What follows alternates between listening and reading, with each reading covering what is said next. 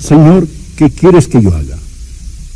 ¿Qué deseas que yo haga? Ahora este episodio literalmente sucedió. Él apareció a un hombre llamado Saulo, y eso fue lo que Saulo le preguntó. Mire por favor en el versículo 1. Saulo, respirando aún amenazas y muerte contra los discípulos del Señor, se presentó al sumo sacerdote y le pidió cartas para las sinagogas de Damasco, a fin de que si hallaba algunos hombres o mujeres de este camino, los trajese presos a Jerusalén. En simple español esto significa que él tenía autorización para apresar a los cristianos, encadenarlos y traerlos de regreso a Jerusalén para ser juzgados. Mas yendo por el camino, aconteció que al llegar cerca de Damasco, repentinamente le rodeó un resplandor de luz del cielo, y cayendo en tierra, oyó una voz que le decía: Saulo, Saulo, ¿por qué me persigues? Él dijo: ¿quién eres, Señor? Y él le dijo: yo soy Jesús, a quien tú persigues. Dura cosa te es dar coces contra el aguijón. Él, temblando y temeroso, dijo: aquí está la pregunta. Señor, ¿qué quieres que yo haga? Y el Señor le dijo: levántate y entra en la ciudad, y se te dirá lo que debes hacer. Las dos preguntas más importantes que jamás cualquiera podría hacer. Pregunta número 1: ¿quién eres, Señor? Pregunta número 2: ¿qué quieres que yo haga? Estas son las dos preguntas más importantes. Y el apóstol Pablo pasó el resto de su vida buscando la respuesta a estas dos importantísimas preguntas. Solo ¿quién es Jesús? ¿Y qué quiere Jesús que usted haga? Y estas son las dos preguntas que quiero que usted se pregunte hoy. Porque al hombre de hoy sería descrito como una generación de hombres sin dirección en una edad de proyectiles dirigidos. Somos criaturas inteligentes que hemos perdido nuestro camino en la oscuridad. Ahora, yo tengo 3 proposiciones de este pasaje para usted hoy. La vida de Saulo, quien llegó a ser el apóstol Pablo. Hay 3 cosas que oro que el Espíritu Santo de Dios las selle en su corazón. Número 1, ¿y qué bendición es esta? Número 1, su guía es una promesa. Dios nos ha prometido guiar. Mire por favor la última parte del versículo 6. Y el Señor le dijo: levántate y entra en la ciudad, y se te dirá lo que debes hacer. No creo que Jesús haya podido darle una mejor promesa que esta que le hace aquí. Se te dirá. Usted dice: eso fue lo que el Señor le dijo a Saulo. Él no me dijo esto a mí. Bien, déjeme darle algunos versículos más. Anote estos. Efesios capítulo 2, versículo 10. La Biblia dice: porque somos hechura suya, creados en Cristo Jesús para buenas obras, las cuales Dios preparó de antemano para que anduviésemos en ellas. Creados en Cristo Jesús para buenas obras, las cuales Dios preparó de antemano para que anduviésemos en ellas. ¿Qué significa esto en simple español? Que Dios tiene un plan para su vida. Escuche este. Isaías capítulo 58, versículo 11. Jehová te guiará continuamente. Escuche este otro. Proverbios capítulo 3, versículo 6. Reconócelo en todos tus caminos y él enderezará tus veredas. Amigo, la guía es una promesa en la palabra de Dios. Cuán bendecidos somos los que conocemos al Señor. Tenemos un Padre arriba controlando todas las cosas. Tenemos al Salvador al lado guiando nuestros pasos. Tenemos al Espíritu adentro hablando en nuestros corazones y podemos saber la guía de nuestro Señor. Podemos saber su voluntad. Bueno, la voluntad de Dios. La voluntad de Dios viene a nosotros en 3 formas. Primeramente, viene a nosotros como su voluntad soberana. La voluntad soberana de Dios siempre se hará. Usted no puede pararla, yo no puedo pararla. Dios es Dios y Dios realizará lo que Él desea hacer, porque no hay nadie quien pueda detener al Señor. Esto es su voluntad soberana, y la voluntad soberana de Dios es misteriosa, es desconocida, yo no puedo saberla. Usted no puede saberla, es conocida totalmente solo por Dios. En Deuteronomio 29, versículo 29, las cosas secretas pertenecen a Jehová, nuestro Dios, mas las reveladas son para nosotros y para nuestros hijos para siempre. Las cosas secretas pertenecen a Dios. Amigo, usted será una persona feliz si solo renunciara a ser Dios y dejara que Dios sea Dios. Solo hágalo y deje a Dios ser Dios. Hay ciertas cosas que usted nunca comprenderá hasta que llegue al cielo, si entonces las entiende. Las cosas secretas pertenecen al Señor nuestro Dios. Esta es la voluntad soberana de Dios. Dios es soberano. Les he dicho antes, nada sucede sin su permiso. Hay una segunda voluntad, y esta es la voluntad moral de Dios. Dios tiene una voluntad moral. Hay ciertas cosas que Dios dice que son buenas, y hay ciertas cosas que Dios dice que son malas. Por ejemplo, es malo cometer fornicación, es malo robar, es malo asesinar, es malo mentir, el orgullo es malo. Todas estas cosas son malas. Hay ciertas cosas que son buenas. El amor es bueno, la justicia es buena, la honestidad es buena, la bondad es buena, la consideración. Esto es de Dios. Esto es la voluntad moral de Dios. Esto no va a cambiar para mí, esta no va a cambiar para usted. Hay una ley permanente de lo bueno y lo malo porque Dios lo ha dicho. Bueno, esta es su voluntad moral y esta se encuentra en la palabra de Dios. Sin titubeos, sin tartamudear, sin disculpas, sin indecisión, sin dudas ni peros. Eso es. Dios dice, esto es bueno y esto es malo. Esto es la voluntad de Dios. Él no va a cambiarla para usted, Él no va a cambiarla para mí. Pero hay un tercer tipo de voluntad, y esta es de la que estamos hablando ahora, y es la voluntad individual de Dios. ¿Qué es la voluntad especial de Dios para usted? Dios tenía un plan individual para Saulo. Por ejemplo, mire por favor el versículo 15. El Señor le dijo, ve porque instrumento escogido me es este, para llevar mi nombre en presencia de los gentiles y de reyes y de los hijos de Israel, porque yo le mostraré cuánto es menester que padezca por mi nombre. Es que Dios tenía un plan muy especial para este hombre. Dios dijo, mi plan para este hombre es que él va a llegar a ser un apóstol a los gentiles. Él es un hombre muy especial. Él es un instrumento escogido. Esto es muy importante para mí, que Dios lo eligió individualmente para ser un instrumento escogido. Y Dios tiene un plan especial para cada uno de nosotros. Dios tiene un plan especial para cada uno de nosotros. Segundo, la guía es provisional. Ahora hay ciertas medidas que entran en acción antes de que usted pueda saber la guía de Dios. Por ejemplo, la número 1, debe haber disposición. Mire de nuevo el versículo 6. Y él, temblando y temeroso, dijo, Señor, ¿qué quieres que yo haga? Bien, solo supongamos que él quiera hacer lo que Dios quería que él hiciera.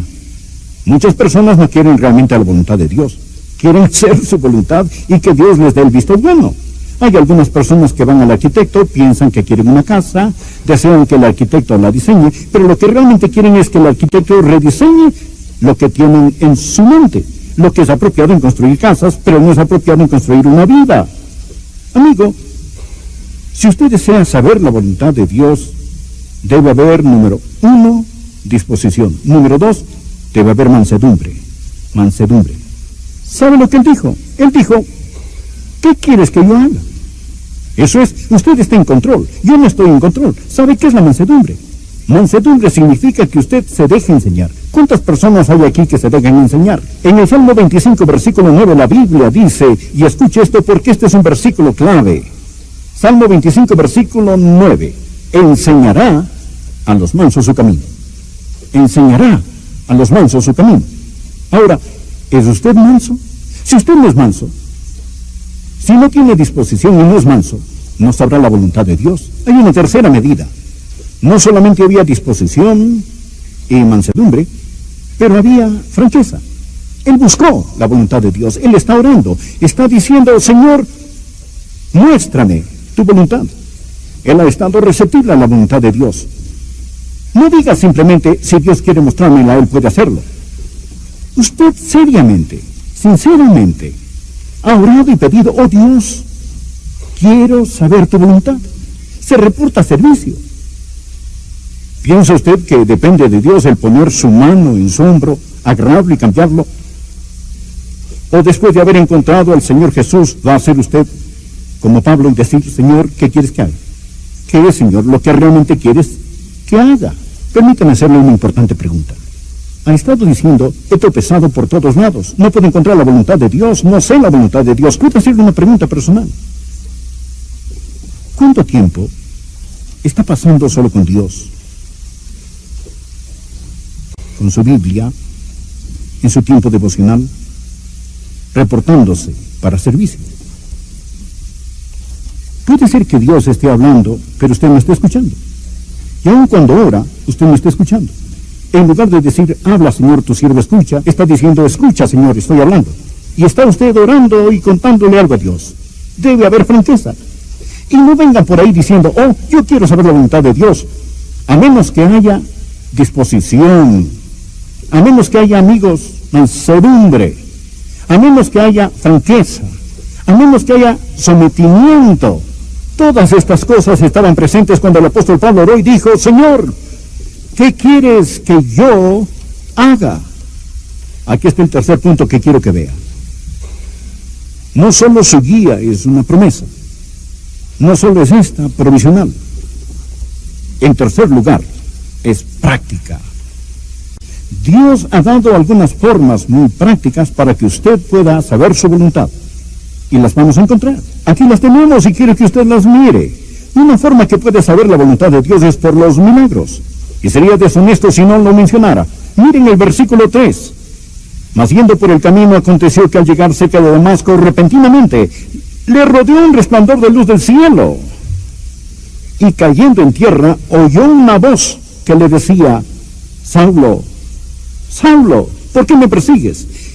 Y Dios podría hablarle con una visión. Dios podría hablarle en un sueño. Dios podría hablarle con una voz audible. Dios podría hablarle y orientarle con un milagro. Y quiero de inmediato decir, Él no guía normalmente de esta forma, pero Él lo hace a veces. Ahora, desde que tenemos un Nuevo Testamento,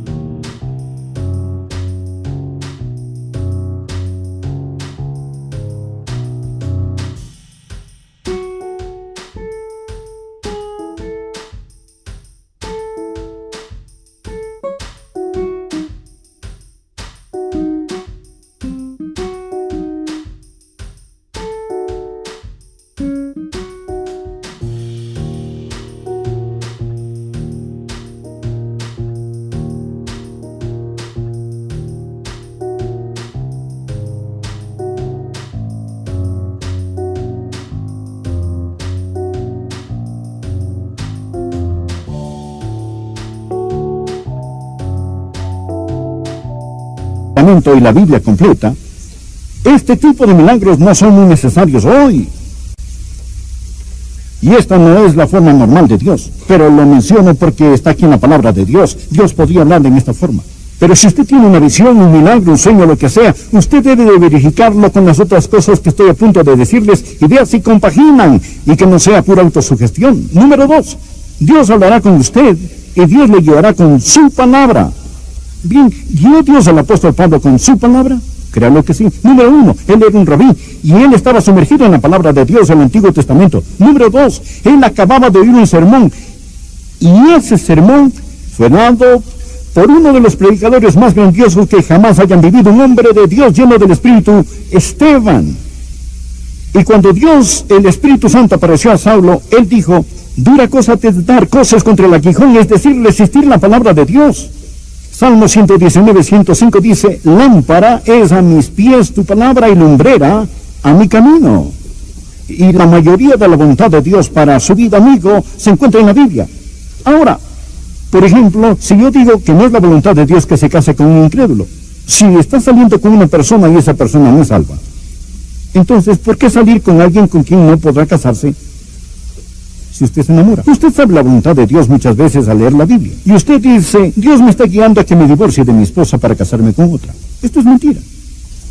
Una mentira. Está aquí en la palabra de Dios y es pura arrogancia la suya al orar y decir, Dios, muéstrame tu voluntad, cuando Dios a usted ya se la ha mostrado. Quiero mencionar una tercera forma en la que Dios le guiará. No solo por medio de su palabra, Dios le guiará por medio de sus siervos, por medio de su gente. Mire por favor el versículo 10. Había entonces en Damasco un discípulo llamado Ananías, a quien el Señor dijo en visión: Ananías, y él respondió: heme aquí, Señor. Y el Señor le dijo: levántate y ve a la calle que se llama Derecha, y busque en casa de Judas a uno llamado Saulo de Tarso, porque mira, está orando, y ha visto en visión a un varón llamado Ananías que entra y le pone las manos encima para que recobre la vista. Entonces Ananías respondió: Señor, he oído mucho acerca de este hombre, cuantos males ha hecho a tus santos en Jerusalén. Cada palabra que Ananías estaba diciendo en este momento salía de su corazón, porque lo tenía en su garganta. Dios dijo: tú vas a ir ahí y hablarás con este hombre. ¿Quién va conmigo? Tú dirás: solo Ananías. Y él tenía autorización del sumo sacerdote para apresar a todo aquel que orara en su nombre. Pero el Señor dijo: ve, porque instrumento escogido me es este. Aquí está el punto. Cuando Dios estaba hablando con Saulo, Dios estaba diciendo: le mostraré a Saulo. Saulo, voy a mostrarte mi voluntad. Y Dios también tomó un hombre llamado Ananías y usó a Ananías para confirmar su voluntad. Ahora, Dios lo hará. La Biblia dice: y en la multitud de consejeros está la victoria. Proverbios 24:6 dice: porque con ingenio harás la guerra, y en la multitud de consejeros está la victoria. ¿Bien qué significa esto?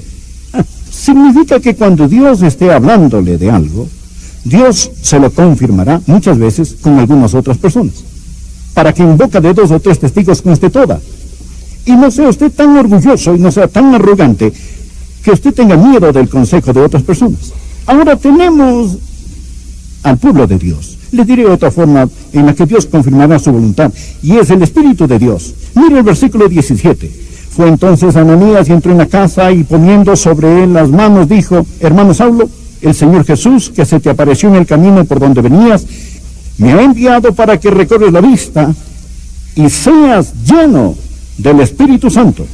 El Espíritu de Dios, desde ese momento en adelante, guió a este hombre.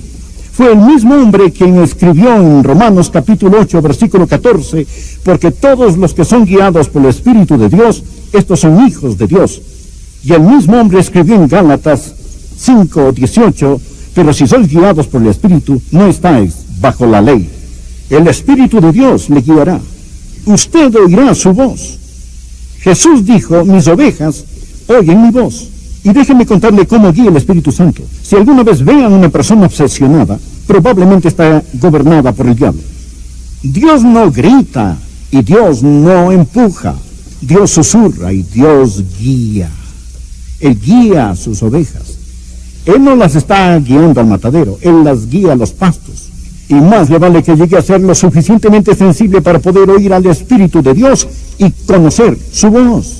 Desearía tener más tiempo para tratar sobre esto, pero permítame darle la última forma con la que puede saber, no solo el Espíritu de Dios, pero la sabiduría de Dios. Dios le guiará con sabiduría pura. Noten el verso 20. Enseguida predicaba a Cristo en las sinagogas, diciendo que este era el Hijo de Dios. Espera un momento.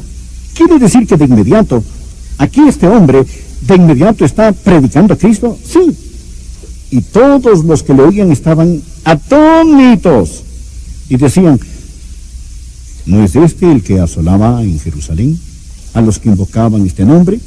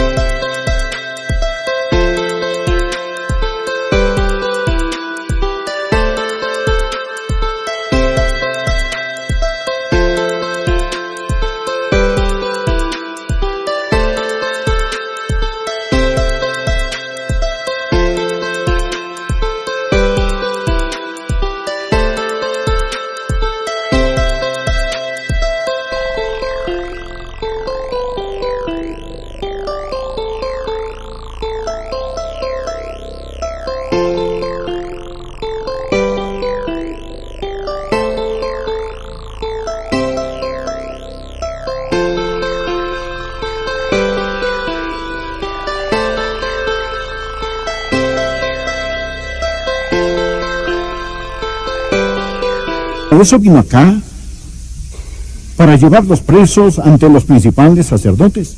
Mas ve el versículo 22. Pero Saulo mucho más se esforzaba.